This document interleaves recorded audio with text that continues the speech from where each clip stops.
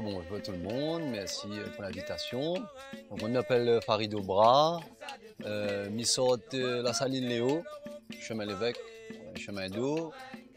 Ma famille l'est installée là-bas depuis l'esclavage. Donc moi-même, ma maille la cour, on pivote un peu entre Villers, la Saline, Barrage, Trois-Bassins. Dans mon vie, moi, les un militant culturel, associatif. Je travaille beaucoup dans l'associatif. Mais les aussi universitaire. Je travaille université dans le domaine de la science et aussi musicien. Et notamment, voilà, moringueur. On va peut-être on va parler un petit peu d'histoire et après nous va aller sur le meringue comme là. Il était un acteur principal dedans. Alors les historiens ils disent à nous comme ça, ils pensent à Laurent Warreau, Prosper Ève, défunt Fidèle Fumain, et c'est une référence. Le meringue, en fait, dès lors que l'emmène des Africains, des Afro-descendants dans les îles pendant l'esclavage, ça l'emmène avec Zot un savoir-faire, un savoir-être. Donc ça l'emmène avec Zot langue, ça l'emmène avec Zot la manière aussi d'une musique, la musicalité que ça avait, la musicalité africaine, même plusieurs Africains. Et donc arrivé ici,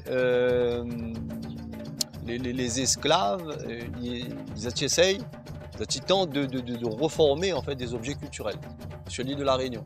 Et donc ils travaillent avec ces zones-là autour de Zot.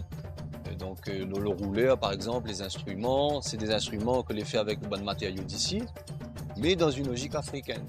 Et le meringue c'est un peu les mêmes affaires, c'est-à-dire que en Afrique on a les danses traditionnelles de combat, tout ça, il est assez commun en fait que les hommes notamment se affrontent à Zot par ce biais-là, notamment Madagascar, où on a Djamanga, où on a Morengi.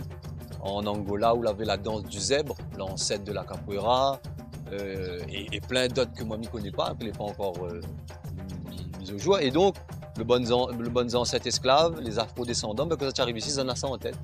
Et nous suppose qu'ils commencent comme ça. Donc, ils commencent à essayer de reproduire ce que ils connaissent dans l'Afrique originelle. Et donc c'est par ce biais-là que le meringue commence à émerger ici. Le problème c'est que nous n'avons pas une trace. On n'a pas une trace vraiment, les esclaves n'écrivent pas, on n'a pas de film, on n'a pas tout ce matériel-là aujourd'hui. Et donc c'est une supposition, mais il est quand même assez rigide. Et aussi un aspect important, l'île de la Réunion, historiquement, est une île de marron. Le royaume de l'intérieur était quasiment plus important que le royaume colonial des bas. Donc on a eu ici des rois et des reines marronnes, et aussi dans ce royaume de l'intérieur là, vous avez des pratiques de combat, puisque les marrons étaient bonnes combattants, pour gagner vivre là-haut, pour pouvoir combattre contre l'oppresseur. Et donc c'est dans ce feeling là, je pense, et les historiens ils travaillent, on a encore tout un travail, ils pensent à mettre en place, que le meringue il émerge comme ça. Donc, à la base, c'est pour ça nous parle de discipline afro-descendante.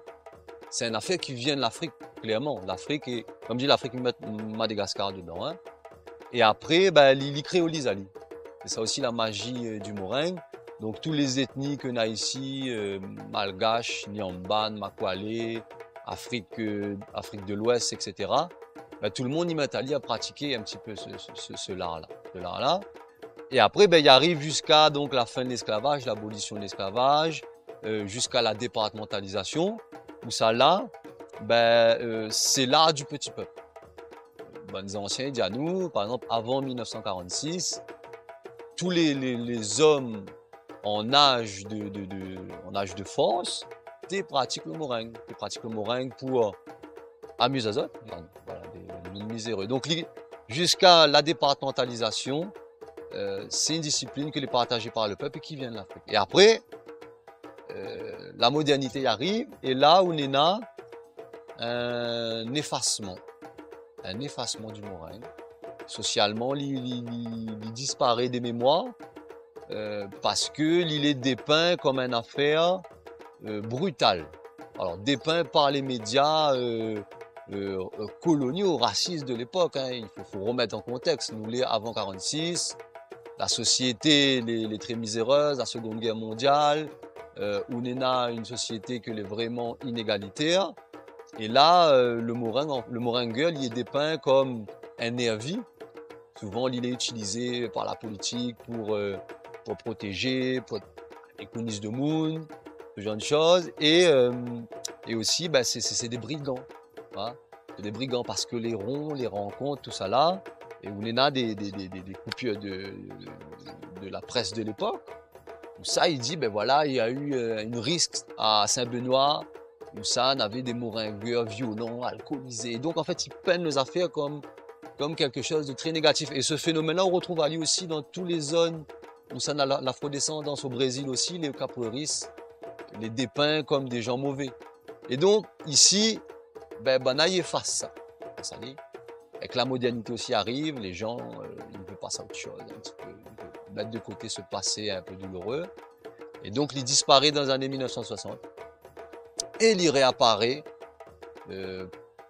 majoritairement grâce à des gens que l'avaient gardé un petit peu en mémoire dans l'oralité ces affaires-là. Et dans les années 80-90, il y arrive dans la société réunionnaise, il réapparaît sous une autre forme.